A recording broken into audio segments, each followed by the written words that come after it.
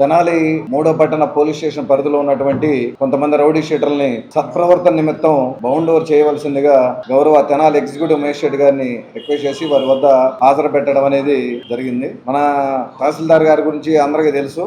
నా సర్వీసులో మొట్టమొదటిసారిగా నేను చూసింది ఏంటంటే బౌండ్ ఓవర్ అయినటువంటి వ్యక్తిని రిమాండ్ పంపినటువంటి తహసీల్దార్ గారిని నాకు తెలిసి అయితే నేను ఇదే ప్రథమం ఇంటం కూడా. సో సార్ దగ్గర వాళ్ళందరినీ హాజరు పెడితే ఒళ్ళు దగ్గర పెట్టుకొని జాగ్రత్తగా ఉంటారు. అదే విధంగా రుచి చూసినటువంటి ఎక్స్పీరియన్స్ వాళ్ళందరికీ ఉంది కాబట్టి మనం బైండ్ ఓవర్ అయ్యాక 1 year పాటు బైండర్ అవుతున్నాం. ఇప్పుడు 2 lakh rupees కి బైండ్ ఓవర్ చేస్తా ఉన్నారు. వైలేట్ అయితే 2 lakh కట్టాలి, లేదంటే జైలుకి పోవాల్సినటువంటి సందర్భం ఉంటుంది. ఆల్మోస్ట్ అందరూ కూడా ఇప్పుడు సార్ ఎంక్వైరీ చేసినప్పుడు చెప్పాడు రాడ్ బెండింగ్ వరకు కూలీ నాలి టాపీ పని చేసుకునే వాళ్ళు అట్లా చెప్పారు. కొంతమంది ఏదో బిజినెస్ చేసుకునే వాళ్ళు ఉన్నారు. 2 lakh rupees మనం రికవరీ చేసేటువంటి రైట్ ఎగ్జిక్యూటివ్ మేజిస్ట్రేట్ గారికి ఉంటుంది.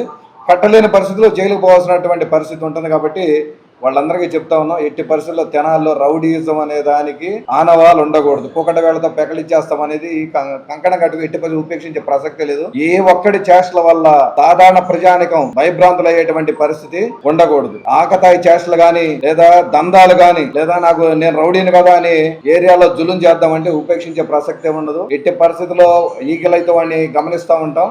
దొరికారంటే మాత్రం మళ్ళీ ఇంకొకళ్ళు దొరికారంటే మాత్రం ఇంకో 2వ ఎగ్జాంపుల్, సారు రిమాండ్ పంపడానికి రెడీగా ఉన్నాను ఇప్పుడే మాట్లాడుకున్నాం కాబట్టి చెప్తున్నా. అందరూ కూడా ఒళ్ళు దగ్గర పెట్టుకొని సాధారణ ప్రజానికానికి ఎలాంటి ఇబ్బంది కలగకుండా మీ పరిధుల్లో మీ ఉద్యోగాలు మీ పనులు మీరు చేసుకోండి. ఎవరికి ఇబ్బంది కలిగించదు.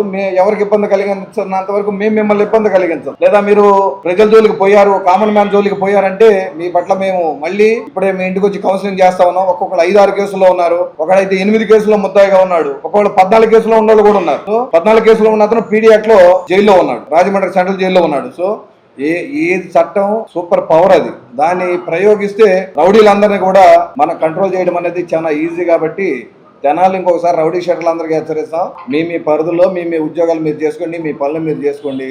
సాధారణ ప్రజల జోలికి వస్తే మాత్రం ఇబ్బంది పెడతామని చట్ట ప్రకారం తెలియజేస్తాం. Thank you.